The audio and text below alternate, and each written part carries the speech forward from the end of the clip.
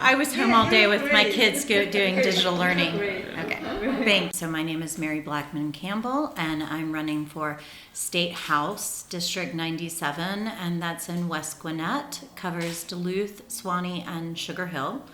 I am a native Georgian, grew up in the city, moved away for my career, for college and my career, but when I got married and had my first son, we moved back home, and we chose Gwinnett County very intentionally. I chose Gwinnett County because it was diverse.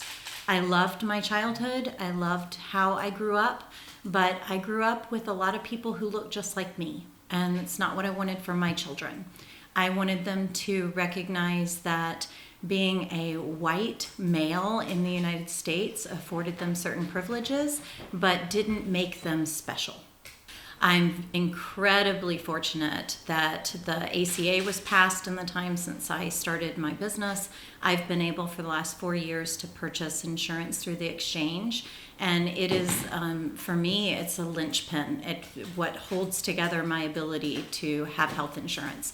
So it's a number one priority for me that I make sure that it's protected, and hopefully I will fight very hard for it to be expanded here in Georgia.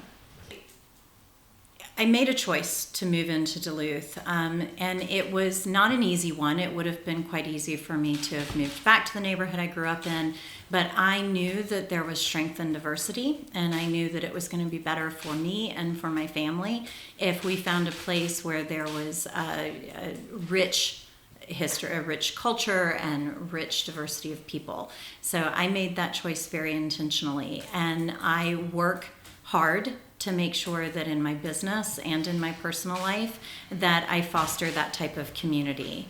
I started in 2016 and met some amazing people through a community organization I founded called Find Your Voice. And it's a local community organization that's really talked about how to find a granular way to make a difference in government. So we focused on city politics, county politics, and state politics. And by doing so, we really sought out and hoped to develop relationships with candidates that were people of color or people that had diverse backgrounds. Particularly the Korean community here in Duluth, I know that there is an incredibly strong entrepreneurial spirit, and small business ownership is a big part of the Korean community in this district. And I understand what it takes, the amount of commitment, the amount of resources that it takes, the dedication, and the support that's necessary from the state for small businesses to thrive.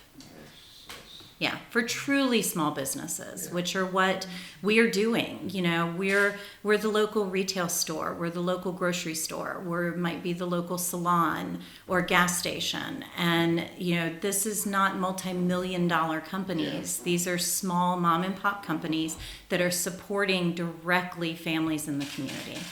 And that's the kind of business I run, and that's the kind of business I'm going to represent when I'm elected. I might be speaking out of turn. I might be saying something that doesn't resonate. But for me, I became a small business owner because there weren't opportunities for me as a mom with a young child. And I can't help but wonder if a lot of immigrants and a lot of people who move into the United States, they have to find their own opportunities in order to find their success. And that's what I did. And I understand that, and I understand those values, and I'll represent those values. I can't even begin to imagine adding the wrinkle of xenophobia to it if you're a Korean business owner. I can't imagine. That must be very difficult.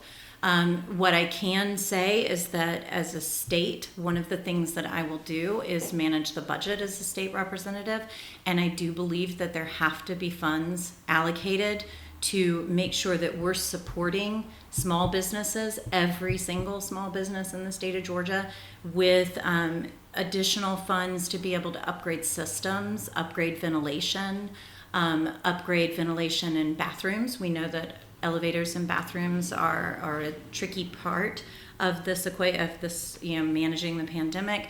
We need to make sure that we're providing resources so that businesses can absorb the cost of PPE, so that we can absorb the cost of extra labor. Just the cost of installing the plexiglass can be prohibitive for some businesses. And I gotta tell you, I think that the Korean American and the Chinese American community here in Duluth and the businesses that I've been into have really understood what was necessary, and then been remarkably innovative in how they have put together their PPE and their partitions and the things that I've seen in their businesses. So I think that there's something to be learned from the Asian American community in this district in that regard.